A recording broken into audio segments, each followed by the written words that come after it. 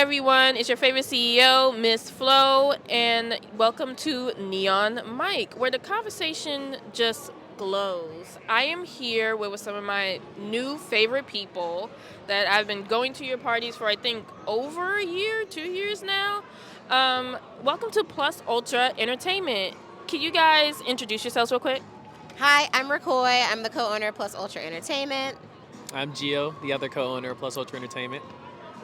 And I gotta say, first off, thank you guys so much for actually throwing these parties because, believe it or not, I'm kind of an introvert, mostly been like a homebody for the majority of my life. And then um, our friend Roger, actually put us in a group chat, a random group chat for some reason. And then he was like, oh, yeah, they're throwing these parties, you should go. And I just went. I think the first one I went to was at the Sandlot some years ago. The Our one Squid Games party. And what I truly love about your parties is that you don't solely rely on alcohol and music. Like, you design it for basically everybody. Like, how did you come about creating Plus Ultra Entertainment? So Plus Ultra Entertainment was a fever dream. So we go to conventions all the time, and I mean the after party is always like a highlight event, something to do, cut loose. I enjoy drinking, hanging out, stuff like that. And we weren't really seeing the kind of parties and events that we wanted to attend. And there was stuff was kind of getting old and to us. So one day we were just talking like, oh man, this sucks. And she was like, I mean, yeah, we could do it way better. And I was like, oh yeah, we could do it way better. She's like, no, I'm serious. I know how to do this. Like we can do it. And I was like, all right, well then let's do it. And now 3 years later, here we are. Yeah. If you don't know, you guys, if you're not familiar with Plus Ultra, it's based off of My Hero Academia. So if you could explain why you chose to create your business around, it's a fairly new anime as well. So it's like, what was the logic behind that? So, you know, everyone has that anime that just speaks to them, whether it's new, old, or whatever. And I've been in the events industry for many, many years, and I pride myself on like quality team, quality execution. Just it's not about the quantity of things. For me, it's really about the quality of really going beyond. And then us really like resonating really strongly with My Hero Academia and just the whole like Plus Ultra. You got to go beyond. You just gotta push yourself to the limits. The whole like just hero vibe inside and out. That really kind of was us in a nutshell, and really kind of furthered kind of what we wanted to do with different events and things that we wanted to do. It was very much bringing more quality to the Black nerd community, really highlighting our culture, and really just doing something like I feel like a lot of people in this industry, cosplay cons, everything, they don't see brown people as like, the pinnacle of anything. Like they don't expect much from us, and we have so much to give, and we literally set the tone for basically everything. We're the blueprint, So with us having all that in mind, and then just experience and wanting to put it all together, it really kind of felt right with Plus Ultra. Like we always go beyond in our everyday life anyway. So now we want to go beyond for the community, beyond for the culture, and really put us on the map as far as like showing everybody that what we can do, and that this whole high level of execution, we can do this in our sleep. Right, and I'm glad you mentioned that because oftentimes as like African Americans, Black people, we always have to go beyond just to get any recognition. Not the same level as recognition as everybody else, but like just to get some. So I appreciate you for like just speaking on that. And it's kind of funny that you guys picked My Hero Academia because one, I'm a teacher. Two, so it's like I was like, okay, that's cute. And then, but also like you guys are in the schools now. I've seen posts that you are going and hosting field days for the young kids. So it's not just 21 and over. They do things for like all ages. So it's very inclusive. So it's like, why did you want to like reach out to the schools? So actually, the school that we volunteer at, the guidance counselor, she came to one of our events. She brought her son, and she had a good time at our holiday market. And she reached out to us and said, "We are the kids at the school, like they love anime." Her son attends the school too. She was just like, "I want to bring something for them," and so she asked us if we would start an anime club for the kids at the school. And we were like, "Absolutely, like that's dope." And so our first time going up there, she had told us, "Yeah, we'll probably have like 20 something kids," and we show up, and she was like, "Yeah, actually, there's like 40 or 50, and I don't know, like." If And you guys can and there handle was it. like a wait list. Yeah. That was all that would fit in the classroom. And for us, like, growing up, we didn't have anime clubs. We didn't have like, things in our elementary school. No one really cared what our interests were. And the fact that we were able to do something like this and be those people who could, like, everything, now things are more mainstream, but also like we can be these mentors or big brothers, big sisters for all these elementary school kids. Like, and it's funny, the school that we're at is both elementary and middle school, and so many of the middle school wanted to be part of it, but like we'll have to table that for next season. The kids that were 18, like, like they kept asking us when we were coming back, and so we'll be here regularly next school year. Yeah. He's like, but I'm gonna be in middle school. I said, y'all, the school's right here. It's attached. I said, we'll be here. You will find us. Like, so it's just been great, like being able to be part of the school, give them something that we never had growing up. Basically, people say, "Hey, it's okay to be a nerd. It's okay to love anime. Like we can come up with activities and games. We can talk about it, have fun with it." And then just for the fact that the school asked us to one, come back next year, but two, to make it bigger and like actually get us in the system with the county as a whole, is like, oh my gosh, this is literally like we had this big whiteboard of like goals and things when we first started talking about Plus Ultra. We put together like a 3 to 5 year plan. We had all these things that we wanted to cross off the list, and this was one of them. So being able to achieve that within, like, I would probably say it was within year 2, yeah, is incredible. That's great. So you're getting like business contracts now, not just from like, Awesome Con and things like that, but like you're with the city. So it's great that the city recognized what you're doing and like y'all creating like safe spaces for basically everybody. Like I've been to like maybe one other anime theme party. It's not the same. It's not y'all. I would just say that it is very like there was a whole fight. So it was like a New Year's Day party, and it was a whole fight or some type of craziness. And I was like, I never experienced that at your parties. Always positive vibes, great people, and it's amazing to see like you're doing partnerships with the city, especially what you did Papa Spring. I mean, not this year. It was last year. Last summer. I was hoping you would do it this year because like I told my students about it. They're also huge weebs. They see my posts and it was like, Miss Barrett, take us to the Plus Ultra stuff. Like, first of all, most of it is 21 right now. So like you can't come right, but it's like, okay, as soon as we turn 21, we're gonna pull up, and it's like, if you go there, I don't know you. Don't acknowledge me when you're there. You can come and support, but like no. Okay. So I will say we didn't get to do Pop Up Spring this year because that was like a special collaboration we did with the city and the National Cherry Blossom Festival, and it was kind of like when we all did it, we were like, this might be a one and done thing. So we are gonna, if it is, we're gonna blow it out of the water. So that was 8 days of programming. Of like, we had something going on every single day, and then the bigger ones happening on the weekends. And so what we did this year, we kind of changed things around, shifted gears to where we did Hero Fest. So our Pop-Up Spring has now transitioned into Hero Fest, something to where we can combine everything that we did that week into one day. So we did do Sakura Matsuri Festival again this year, and then we did like a Hero Fest at Penn Social. So we just brought the party inside. But yeah, in the future we would love to do something like that again. But we just need more support. We need some we need some strong sponsorships to make that happen, because that event, Papa Spring, was probably about $80,000 to $100,000 to produce. Yeah. Oh, wow. Yeah. And I mean, that wasn't our money. Yeah. we got support from different groups and the city and stuff, but to do something like that again, it's going to take a lot of money, and like it's Plus Ultra is just us two. So.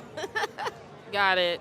Well, I would say this, and I'm kind of gushing a little bit because, like I mentioned before, I was like very introvert. And I appreciate you for having this, especially after the pandemic. Did you guys start before the pandemic or after? Technically Yeah. before, Yeah. and we were supposed to. We had our first launch. We had our venue, everything. We had everything scheduled for booked. May of 2020, Yeah. and then March happened, and we were like, oh, because we Yeah. started planning, and we did all the planning stages of Plus Ultra. I think it was like November, Yeah. December December, right of after 2019. NYC. Yep. And then we had a plan for May 2020, and then obviously March happened, and it was just like, well, so then we. So we had Yep. to pivot because we wanted to make sure that whatever when we launched our first thing, like with the ideas that we had, needed to be safe. We wanted to do something outdoors so that people could comfortably distance themselves. And like I didn't want anyone in an indoor crowded thing, so that was like the priority. So then we were just brainstorming different ideas, and then she came up with the renting out the go-kart track, and then we reached out to them. They were super amenable. We were able to get it at a much better price back then because they were just looking for business coming out of the pandemic, and they let us pretty much do what we wanted with the space. Put the DJ out. We wanted to have the DJ on the track and everything, kind of create that party. They were great vibe. partners. Yeah. So and it ended up being dope. And then it became an annual event. Yeah. I mean, they loved us so much, and they had such a great time. Even as the venue owners, they were like, yeah, please come back next year. So the next year we came back, and they were happy to have us, and it's kind of been that great relationship ever since. So, and that event is all ages, so all your students can come if they want to. It for us is just a timing thing of like trying to like our first event, our launch was Halloween mid-COVID 2020. We had a sold out event. It was really great, well attended. Everyone felt safe, had fun. But then, next year I think we did it in the summer. Yeah, it's like July. Yeah, and then now everything's kind of back to normal. The COVID prices are not yesterday's price is not today's price. Yeah. So budgeting, things like that, take into account when we can do the events. But we do plan to bring back Nerd for Speed. This will be our 4th year. Yeah, fourth one. Yeah, our 4th Nerd for Speed, or is it the 5th? If we count Texas. If we count Texas, we yeah. We took it to DreamCon too last year. Yep. Yeah, so it's like an annual event, but if we count actually how many we did, it's been 5 so far between here and then including we did a remote event in Texas for DreamCon. So yeah, it's just been exciting. And so you're not just in the DMV anymore. Like you're starting to go like nationwide. That's the plan. Yeah. Oh, well, we already have a great relationship with Anime NYC. So we've done 3 annual after parties so far. And then we did DreamCon. We're not at DreamCon this year because it's the same week as Otakon, and we do a big Otakon after party. So we're really bummed about that. So hopefully 2024, nothing will be scheduled on the same time. We want to travel to all of the left field media conventions that they do. I know they've got Rose City Comic Con is one that we have on our list that we want to do. Anime Frontier. Anime Frontier in Texas is another one that we want to go to. So yeah, we definitely want to spread Plus Ultra as far as we can go. Yeah, I want to take things like I want to go to the con in Canada. I want to do Tokyo. Like You want to go beyond. yes, like beyond. Right. Well, that's amazing. I hope and I wish that for the best for both of y'all, all y'all, because like I said, y'all have this create an amazing vibe. You create a safe space, and it's not just like dancing and alcohol. You can play video games. You can like do karaoke. I never done karaoke. The first time I done go-karting or like doing karaoke and singing in public was like with y'all. Because yes, so exciting. That seriously that makes us so happy because one, creating the space, but also like even with you sharing with us that you've been an introvert, I'm like, girl, I've seen you everywhere. So the issue was it's like when the pandemic hit and you're an introvert and you had to be inside, I was like, okay, that's not bad. I got my subscription service in the internet and I could like teach from home. I ain't got to get up. I can they ain't even press us for like dressing professional. We could just wear like our geek shirt and whatever. And I was cool. After a while, I need to get out the house. It's time to get out and just take a break. And also it's good self-care. Like just to be out there and social, meet new people and things like that. So it was this was just such a perfect fit. I bring my friend Pam came to a couple of things. I had my other friend Marcel here. I constantly try to bring them out there if they're off work because it's just a great time. So Thank you for that. No, thank you. Like that really makes us happy. That's kind of part of our mission. Like we want you to feel safe at our events. We want you to have fun. We want you to meet other people, make friends. Whether it's helping with other people's social anxieties or like just feeling like they can just kind of be themselves in places. That's something I really care about because I'm still working on my own things too, even with all the events and stuff. Like there's so many social awkwardness that happen even as event producers. It's like, all right, okay, stress, putting everything together. All right, now I've got to put a happy face. Okay, we got to meet this person. We got to do this. We got to do this. Blah blah blah. But it's fun, and just hearing like your story, that makes me so happy. And the other thing I'm very curious about is that you recently started this relationship with actor Orlando Jones. He's actually going to be, well, by the time this come out, the event's going to be over, but we're having a Juneteenth celebration at Penn Social. How did y'all connect with Orlando Jones? I mean, we met Orlando at BlurCon, and then just like it was there's so many layers to that. But like we met Orlando at BlurCon. He was his handler, and then I was working with Orlando Jones through one of my day jobs, and then it just ended up like he just clicked with us, and then he ended up like me. He met us separately, and then ended up like oh, here's my number. Oh, hey, let's talk about this. Hey, let's talk about that. And then he made time to like have conversations with us, and then we got to share with him who we are individually, separately, and then I was able to have conversations with him about kind of what we do together with Plus Ultra. And then he just like more and more interest started happening, and then he just kind of became like this kind of big brother. Like he mentored us. He hooked us up with some of his contacts, and then it just kind of really just been an organic kind of like, I don't know, friendship. Yeah. Well, that's amazing. And first of all, you spoke about your day job. If you don't know, you are an incredible singer. She actually sings, at some of the Plus Social events, like these concerts. Like, how long have you been singing?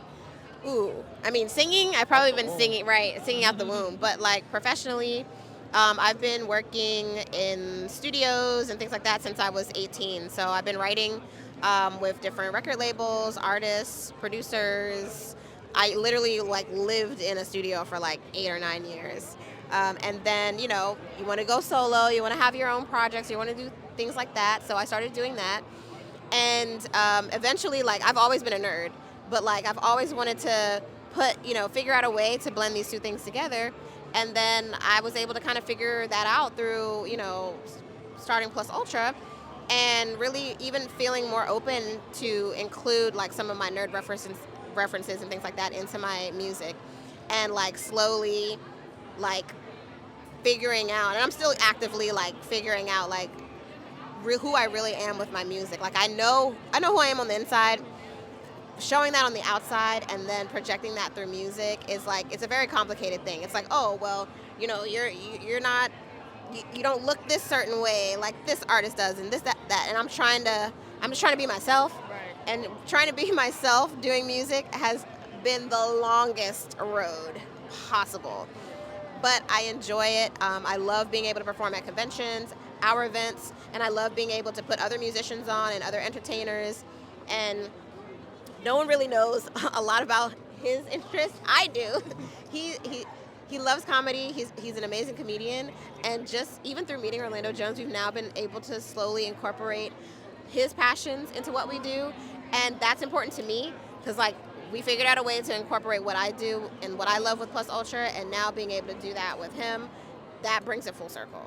That's great, and it's good that you guys are like networking across the table, because like I didn't know that you were doing comedy. I know that you're funny, you're a great MC, and like you're very funny, but I didn't know like you're actually doing stand up. Like, have you taken the stage yet, or are you still like building up your routine? I used to perform regularly before the pandemic, so I haven't been on stage in a while. I need to get back on stage. I've been writing, so I have a lot of material and stuff written down. I just got to find a good stage to workshop it on. And it's very hard. I think what people don't understand with creatives in general, it takes a while to find your presence, find your groove, find what works for you.